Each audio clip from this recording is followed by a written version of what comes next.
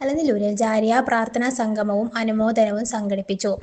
SKSSF സംസ്ഥാന കമ്മിറ്റിയുടെ നിർദ്ദേശപ്രകാരം സഹചാരി സെന്റർ നിർമ്മാണവും പ്രവർത്തന ഫണ്ടും കണ്ടെത്തുന്നതിന്റെ ഭാഗമായി ജാരിയ എന്ന പേരിൽ നടത്തിയ ഫണ്ട് ശേഖരണം വിജയകരമായ രൂപത്തിൽ മേഖലയിൽ പൂർത്തീകരിക്കാൻ സാധിച്ചു. 2,44,000 മുകളിൽ സംഖ്യ മേഖലയിൽ നിന്ന് പിരിച്ചു.